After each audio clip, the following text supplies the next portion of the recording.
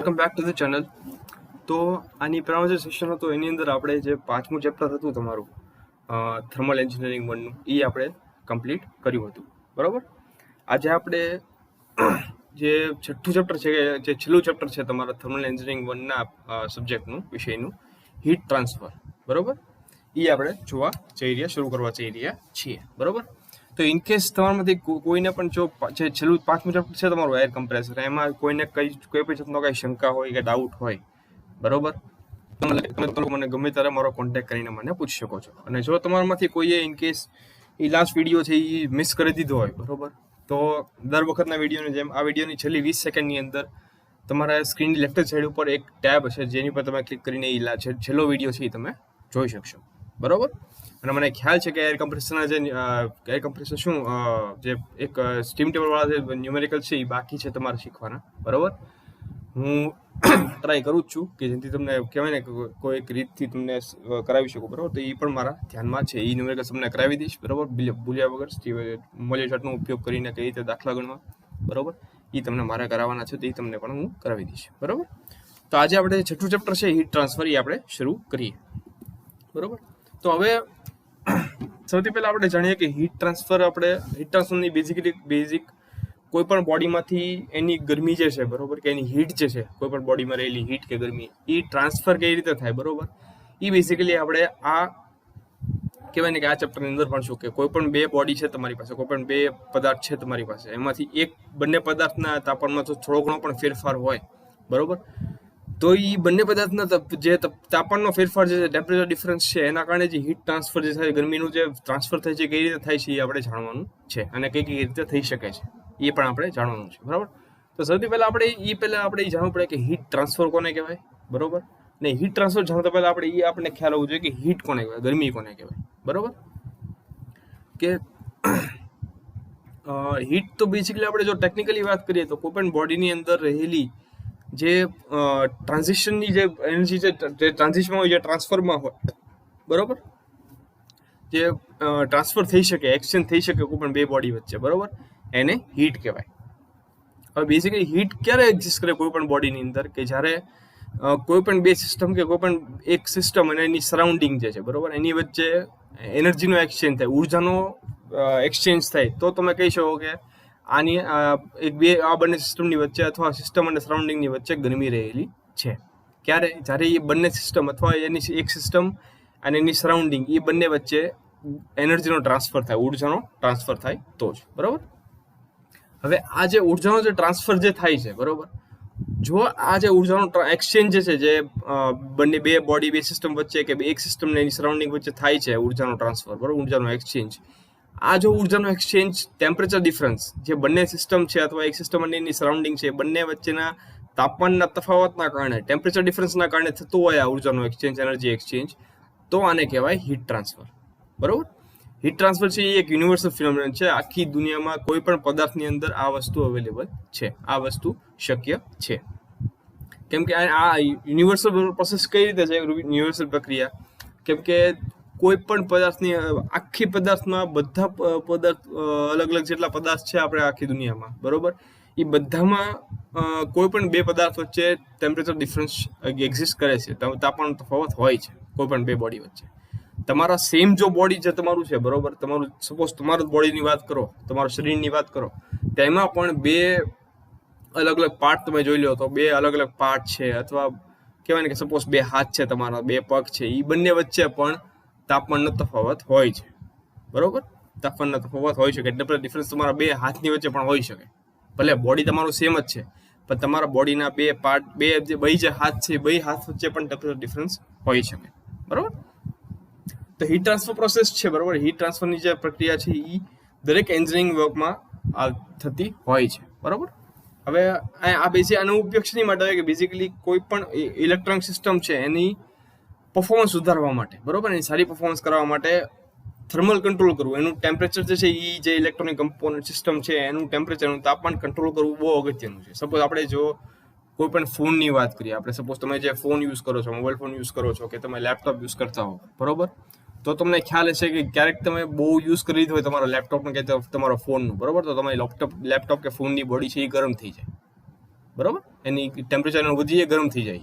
એ શેના કારણે? કેમ કે એની આનાથી તમને ખ્યાલ આવે, તમને બેઝિક તમને કહેવાય ને કે બેઝિક જે પ્રોસેસ છે એ શું કામ થાય છે એ તમને ખ્યાલ નથી, પણ તમને એટલી ખબર પડી જાય કે જો તમારું જે એપ્લાયન્સ છે, સપોઝ તમારો લેપટોપ છે કે ફોન છે, એ ગરમ થઈ ગયો તો એનું મિનિંગ તમને ખ્યાલ આવી જાય કે તમારા લેપટોપ કે ફોન ઉપર લોડ વધી ગયો છે. બરોબર, એટલે તમે તરત જ એને જેટલી પ્રોસેસ છે, જેટલી પણ એપ્સ કે કોઈ પણ વસ્તુ તમે શરૂ હોય તમારા લેપટોપ કે ફોન ઉપર, એને તમે તરત બંધ કરી દો. બરોબર, અને ફોનને ઠંડુ થવા મૂકી દો. બરોબર, એટલે તમને બેઝિક એ ખ્યાલ આવી જાય કે તમારું જે એપ્લાયન્સ છે, જે ઇલેક્ટ્રોનિક સિસ્ટમ તમે યુઝ કરો છો, એની ઉપર લોડ વધી ગયો છે. બરોબર, અને એનું પરફોર્મન્સ છે એ ઘટવા માંડ્યું છે, તમારો ફોન સ્લો પડી જાય, લેપટોપ તમારું સ્લો પડી જાય. બરોબર, તો એ આશાના કારણે કે જેમ જેમ કોઈ પણ બોડી, કોઈ પણ ઇલેક્ટ્રોનિક સિસ્ટમ છે કે મિકેનિકલ સિસ્ટમ છે, જ્યારે એ કામ કરે ત્યારે એનામાં ગરમી, હીટ પ્રોડ્યુસ થાય, એની અંદર ગરમી પ્રોડ્યુસ થાય. બરોબર, જ્યારે એ પણ કામ કરતો હોય ત્યારે. હવે એ ગરમી જો એક પોઈન્ટ કરતાં વધી જાય તો એના જે એપ્લાયન્સ સિસ્ટમ છે તમારી, એના પરફોર્મન્સ ઉપર અસર કરી શકે. બરોબર, તો એટલા માટે એનું ટેમ્પરેચર તમારે મેન્ટેન રાખવું પડે. તો એની જેના કારણે તમારું જે ઇલેક્ટ્રોનિક સિસ્ટમ છે એનું પરફોર્મન્સ સારામાં સારું રહે. એની માટે તમારે એનું ટેમ્પરેચર, જે તાપમાન છે એનું કંટ્રોલ કરવું પડે.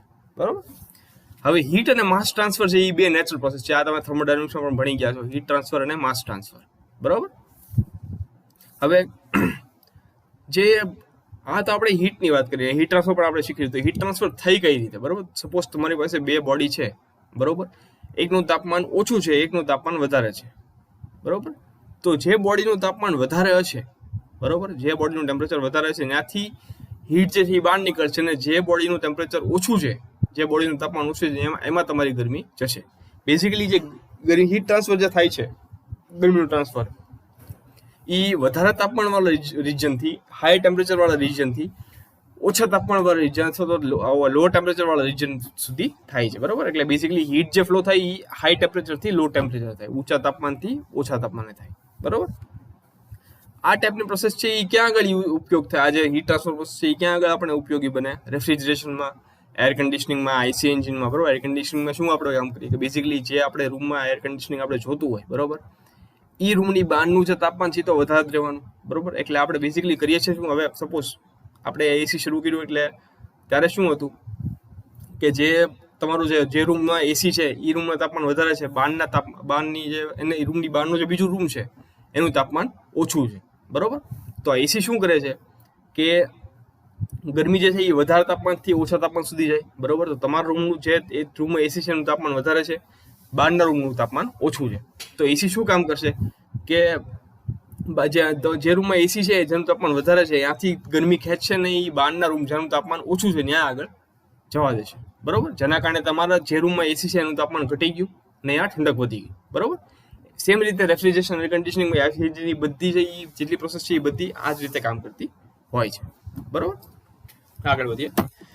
તો હવે હીટ ટ્રાન્સફર આપણે જાણી લીધું. હીટ ટ્રાન્સફર, હીટ કોને કહેવાય, હીટ ટ્રાન્સફર કોને કહેવાય, કઈ રીતે થાય. બરોબર, તો હીટ ટ્રાન્સફરની બેઝિકલી 3 બેઝિક મેથડ હોય છે, 3 બેઝિક મોડ હોય છે હીટ ટ્રાન્સફરના. બરોબર, કન્ડક્શન, કન્વેક્શન અને રેડિયેશન. આ 3 રીતે હીટ ટ્રાન્સફર શક્ય છે કોઈ પણ બોડીમાં. બરોબર, તો આ 3 એક એક કરીને આપણે જોઈ લઈએ.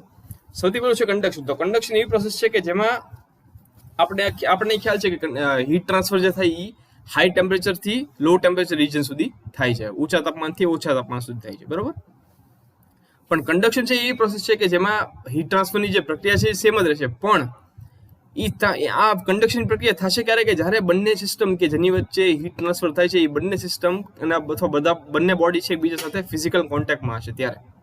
બરોબર, જ્યારે બે બોડી વચ્ચે જેની વચ્ચે હીટ ટ્રાન્સફર થવાનું છે જ્યારે બંને એકબીજાના કોન્ટેક્ટમાં છે, એકબીજાના સંપર્કમાં હશે, બરોબર, ફિઝિકલ સંપર્કમાં હશે, ત્યારે જે હીટ ટ્રાન્સફર થશે એને કહેવાય કન્ડક્શન.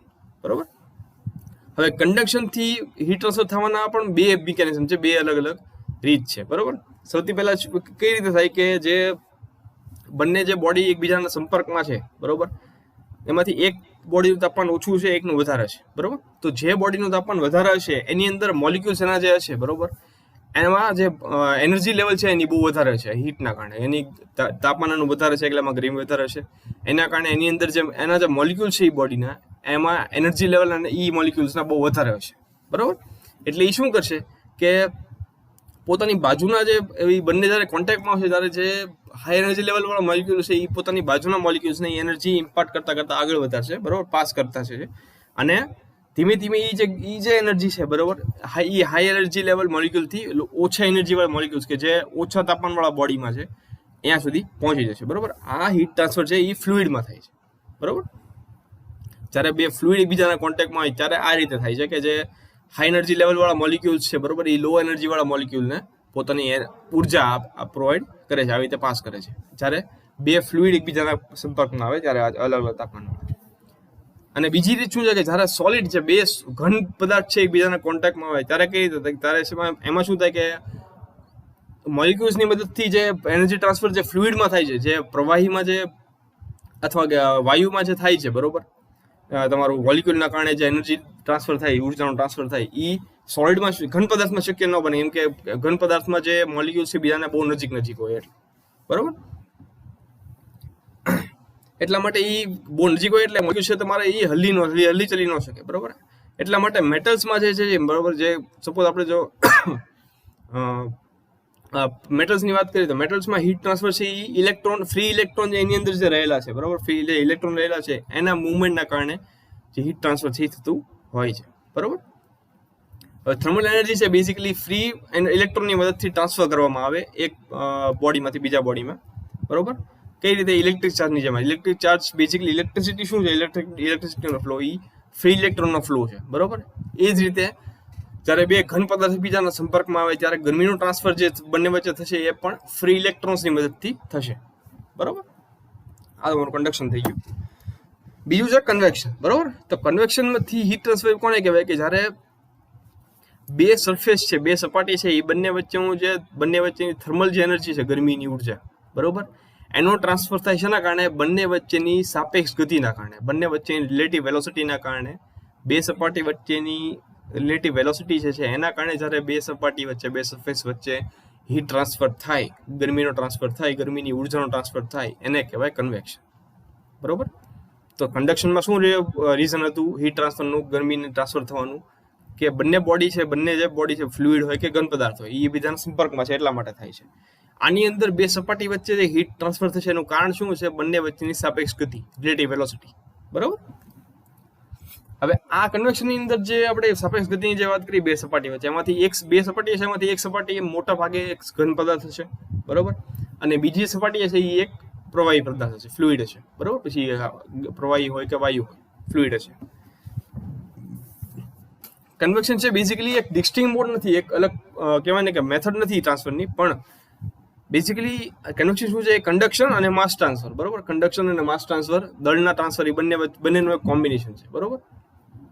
હવે કન્વેક્ટિવ પ્રોસેસ પણ બે પ્રકારની હોય, એક છે ફ્રી અને ફોર્સ્ડ, બરોબર. તો ફ્રી કન્વેક્શન કોને કહેવાય? કે જ્યારે તાપમાનના જે તફાવત છે બે સપાટી વચ્ચે, બે ફ્લુઇડ વચ્ચે, તો એક ફ્લુઇડ ને સોલિડ વચ્ચે, બરોબર. જ્યારે તાપમાનને તફાવતના કારણે, ટેમ્પરેચર ડિફરન્સના કારણે એક ડેન્સિટી ડિફરન્સ, ઘનતાનો તફાવત જનરેટ થાય બંને વચ્ચે, બરોબર. અને એના કારણે તમારો ફ્લુઇડની મૂવમેન્ટ થાય તમારે સોલિડ બીજી સરફેસ ઉપર, એને કહેવાય ફ્રી કન્વેક્શન અથવા નેચરલ કન્વેક્શન, બરોબર. બીજું છે ફોર્સ કન્વેક્શન. ફોર્સ કન્વેક્શન કોને કહેવાય? કે જ્યારે ફ્લુઇડનું જે મોશન છે, બરોબર, ફ્લુઇડની જે ગતિ છે, બરોબર, જે એની મૂવમેન્ટ છે તમારા પ્રવાહી, એ જે તમારી ઘન પદાર્થની સરફેસ છે એની ઉપર આર્ટિફિશિયલી, કૃત્રિમ રીતે ઊભી કરવામાં આવે એક એક્સટર્નલ વસ્તુનો યુઝ કરીને, જેમ કે બ્લોઅર છે અથવા ફેન છે, એની મદદથી તમારો ફ્લુઇડની મોશન કરવામાં આવે, ફ્લુઇડની ગતિ કરવામાં આવે, ચલાવવામાં આવે, અને ઘન પદાર્થની સપાટી ઉપર, સોલિડ સરફેસ ઉપર, એને કહેવાય, ત્યારે જે હીટ ટ્રાન્સફર થાય છે એને કહેવાય ફોર્સ કન્વેક્શન, બરોબર.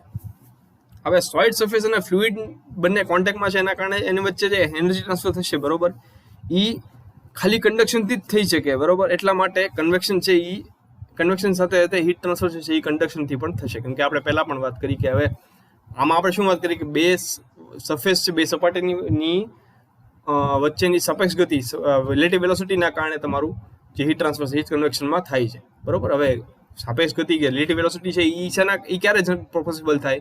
કે જ્યારે તમારું સોલિડ સરફેસ, ઘન પદાર્થ, અને પ્રવાહી ફ્લુઇડ, એ બંને એકબીજાના કોન્ટેક્ટમાં હોય તો જ બંને વચ્ચે જે રિલેટિવ વેલોસિટી છે, સાપેક્ષ ગતિ શક્ય થાય, બરોબર.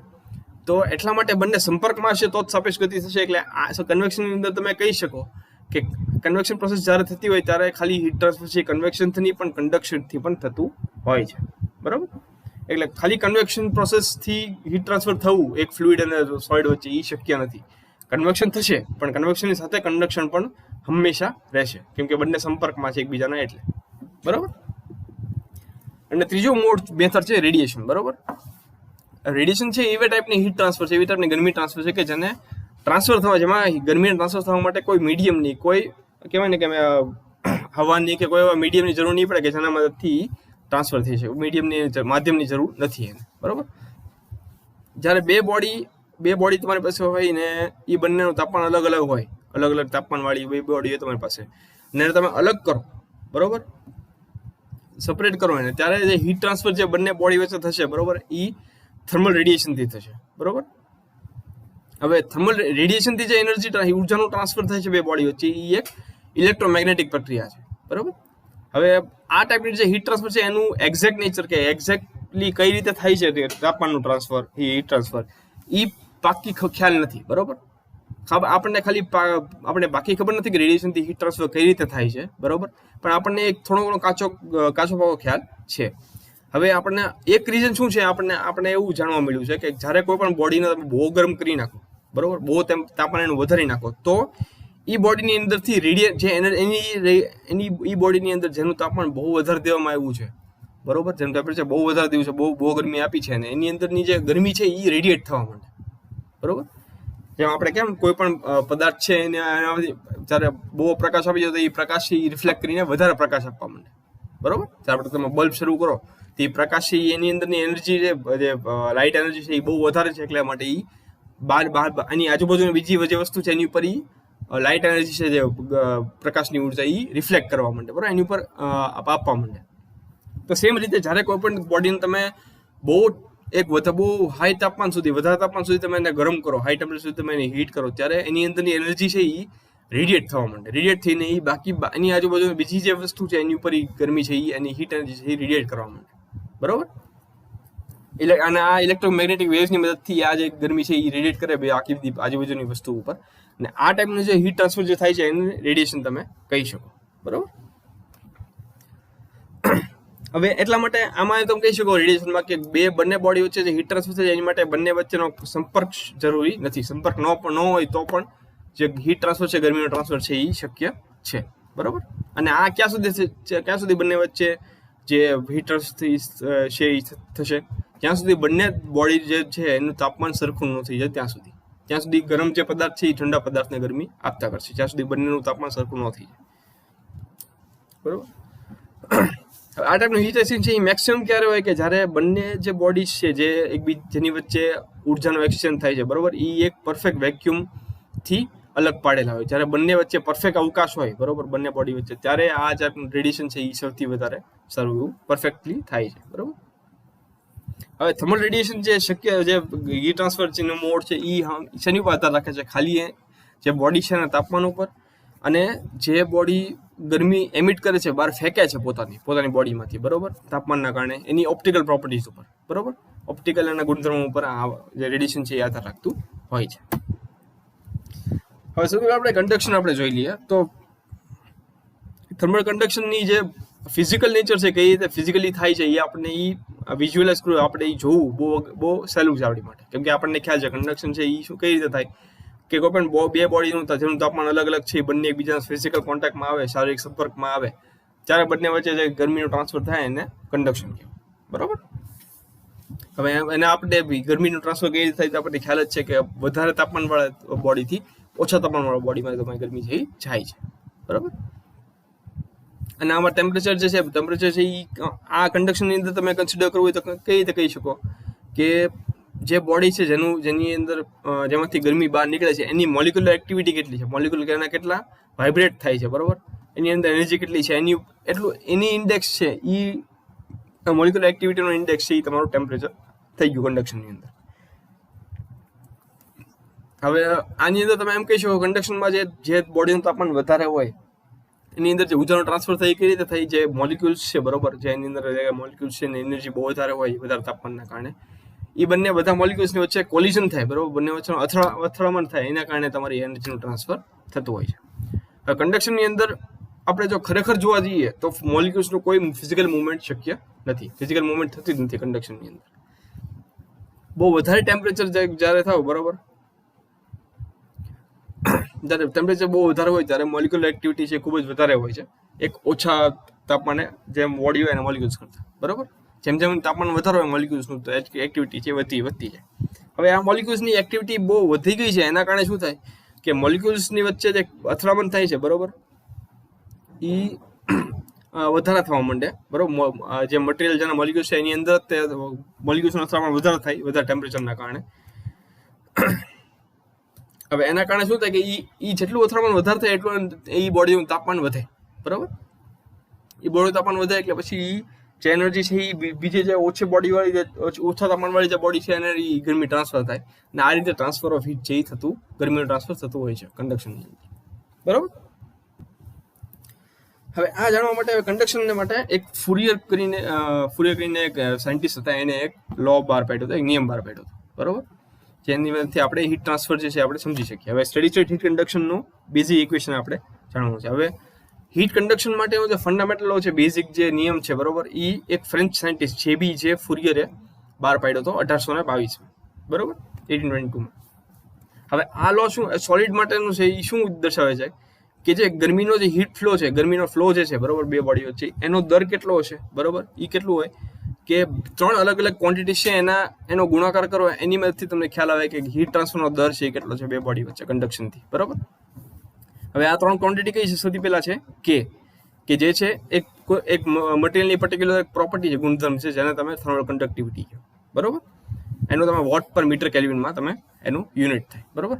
બીજો જે ક્વોન્ટિટી છે એ છે એરિયા, કે ટોટલ એરિયા જે છે, બરોબર, જે દિશામાં તમારો ગરમીનો ફ્લો થાય છે એને પરપેન્ડિક્યુલર, એને 90 અંશના ખૂણે કેટલો એ ટોટલ એરિયા છે તમારા બોડીનો, બરોબર, એ બીજી ક્વોન્ટિટી થઈ. એનો જે યુનિટ છે મીટર સ્ક્વેરમાં. અને ત્રીજું છે ત્રીજી ક્વોન્ટિટી છે dt/dx, બરોબર. અને આ શું છે કે જે સેક્શનમાંથી ગરમી બહાર નીકળે છે, બરોબર, જે સેક્શનમાંથી હીટ ટ્રાન્સફર થાય છે એનું ટેમ્પરેચર ગ્રેડિયન્ટ કે પ્રતિ યુનિટ ડિસ્ટન્સે એ બોડીની અંદર કેટલો તાપમાનનો ફેરફાર છે, તાપમાનનો કેટલો તફાવત છે, બરોબર. કે જેમ જેમ તમે આગળ જેમ બોડીમાં લેન્થમાં તમે આગળ વધતા જાવ તાપમાનમાં કેટલો ડિફરન્સ આવવા માંડે, કેટલો દરે તફાવત આવે તમારા ટેમ્પરેચરની અંદર બોડીની અંદર, બરોબર. એ તમારું dt/dx two temperature gradient kelvin પર મીટરમાં, બરોબર. તો આ 3 જે છે કે એ અને dt/dx, એ 3 તમે ગુણાકાર કરો તો તમને ખ્યાલ આવી જાય કે કન્ડક્શનની મદદથી કોઈ પણ બોડીમાંથી જે ગરમીનો ફ્લો છે એનો દર કેટલો છે, બરોબર, ફુરિયરના લો પ્રમાણે સોલિડ્સ માટે, બરોબર, સુઘન પદાર્થ માટે. તો મેથમેટિકલી તમે જોવા જાવ તો કન્ડક્શન ઇક્વેશન તમે રાખવું એક નાની સ્ટેપ માટે, બરોબર, તો કઈ રીતે હોય? ઇન્ટિગ્રેશન 0 થી x q dx બરાબર ઇન્ટિગ્રેશન 0 થી x k a dt w, બરોબર. ઇક્વેશન 1 થઈ ગયું તમારું. હવે નાની સ્ટેપ માટે તમને આ આપેલું છે, બરોબર. હવે મેથમેટિકલી તમે જોવા જાવ તો કન્ડક્શન ઇક્વેશન છે એ આપણે ખ્યાલ આવી ગયો. ઇન્ટિગ્રેશન 0 થી x q dx બરાબર ઇન્ટિગ્રેશન 0 થી x k a dt w, બરોબર. હવે આ એક નાની સ્ટ્રીપ માટે તમે આપેલું છે. હવે જો આપણે આ નાની સ્ટ્રીપની જગ્યાએ આપણે જો આખી જે લેન્થ છે, બરોબર, આખી જે સરફેસ છે તમારા બોડીની, એની માટે આપણે કેવું તો આખા એરિયા માટે કેટલું થાય? q બરાબર -ka t1 - t2 છેદમાં x, બરોબર. આ જે છે કોઈ પણ બોડીના આખા એરિયા માટેનું જે હીટ ટ્રાન્સફર છે એની માટેનું ઇક્વેશન છે, બરોબર. q બરાબર -k ગુણ્યા a t1 - t2 છેદમાં x, બરોબર. હવે ઇક્વેશન 1 માં આપણને મળ્યું અહીંયા આગળ છે ઇક્વેશન 1 તમને આપેલું છે. એની પર આપણને શું મળે કે હીટ ફ્લો જે છે એ y અને z એક્સિસમાં આપણે ખાલી એટલું ધ્યાનમાં રાખ્યું છે કે 0 થી x આપણે લીધું છે અહીંયા આગળ, બરોબર, 0 થી x. હવે કોઈ પણ 3 ડાયમેન્શનલ ઓબ્જેક્ટ છે, બરોબર. હવે એમાં અહીંયા 0 થી x આપણે લીધું એટલે આની ઉપરથી આપણને શું ખ્યાલ આવે કે y એક્સિસ અને z એક્સિસ ઉપર જે હીટ ટ્રાન્સફર છે એ 0 છે બોડીમાં, બરોબર, કેમ કે આપણે ખાલી x ને ધ્યાનમાં લીધું છે. અને x દિશાની જે 90 ડિગ્રીના અંશે જે પ્લેન છે, બરોબર, એની અંદર જે ટેમ્પરેચર ડિફરન્સ છે, બરોબર, ટેમ્પરેચર છે એ આખા પ્લેનની અંદર યુનિફોર્મ છે, બધા આખા પ્લેનની અંદર તાપમાન સરખું છે, બરોબર.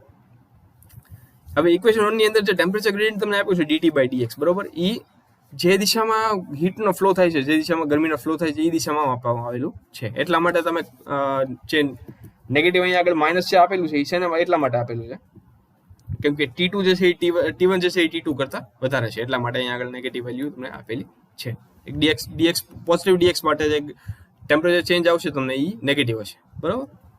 એટલા માટે નેગેટિવ સાઇન અહીંયા આગળ આપેલી છે, કેમ કે તમને નેગેટિવ સાઇન તો તમને આખો જે રિઝલ્ટ તમને આવશે એ પોઝિટિવ હશે, કેમ કે T1 - T2 તમે કરશો એટલે તમને આન્સર નેગેટિવમાં મળશે. એટલે એમને અહીંયા માઇનસમાં જવાબ આવશે, એટલે માઇનસ ગુણ્યા માઇનસ એટલે પ્લસ આવશે, બરાબર.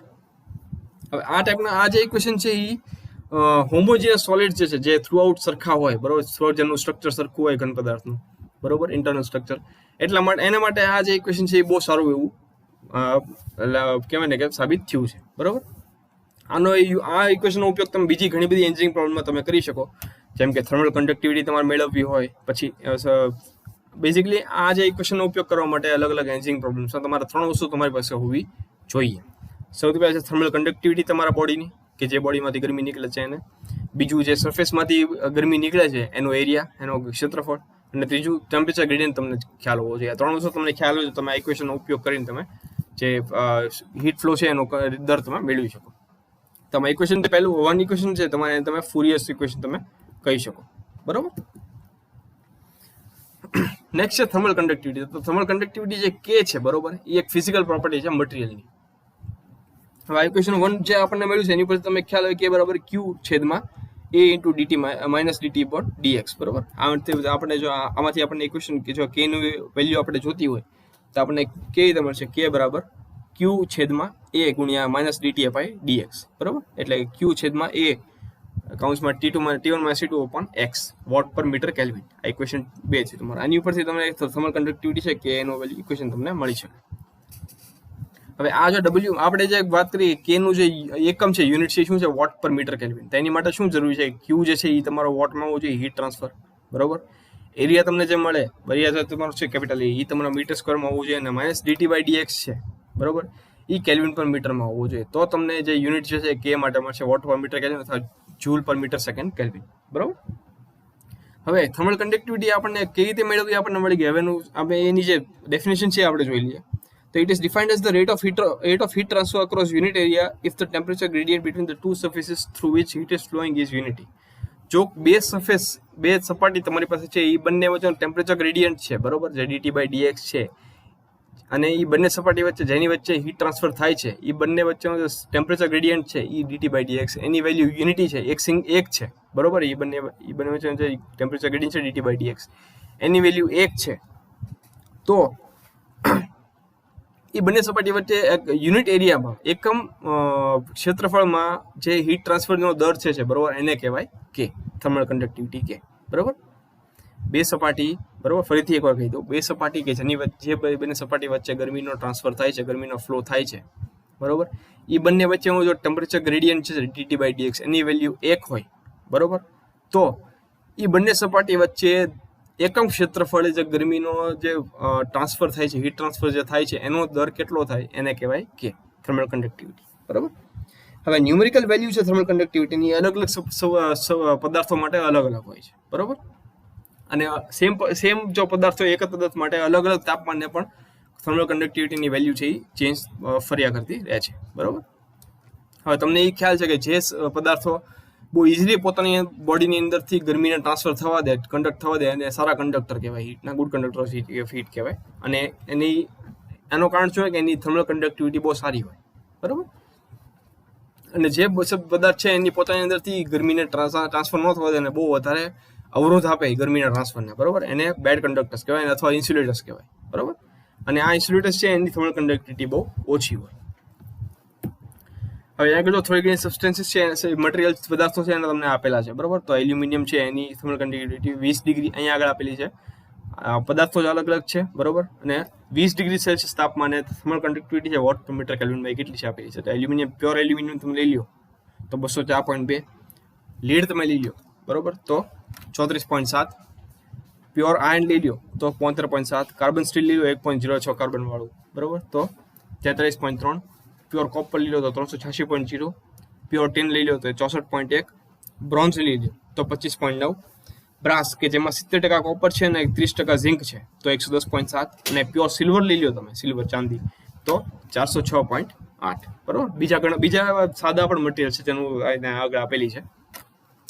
ફરીથી 20 ડિગ્રી સેલ્સિયસ વોટ મેગ્નેટિક કેલ્વિન ગુણ્યા 10⁻³ બરોબર, કેટલી વેલ્યુ છે આ સબસ્ટન્સીસની, બરોબર. તો એલ્યુમિનિયમ ફોઇલ જે છે, બરોબર. હવે આ બધા જે મટીરિયલ છે, બરોબર, એ બધા ઇન્સ્યુલેટિંગ મટીરિયલ છે કે જેમાંથી જે આ બધા મટીરિયલ છે એ બહુ વધારે અવરોધ રેઝિસ્ટન્સ આપે ગરમીના ટ્રાન્સફરને, ગરમી ટ્રાન્સફર ન થવા દે, બરોબર. આની પહેલા જોયા હતા બધા પ્યોર કંડક્ટર હતા, બરોબર, કે સારા કંડક્ટર હતા કે જેમાંથી ગરમી ઇઝીલી ફ્લો થાય. આમાંથી ગરમી ઇઝીલી ફ્લો નહીં થાય એટલા માટે થર્મલ કંડક્ટિવિટી બહુ ઓછી હશે.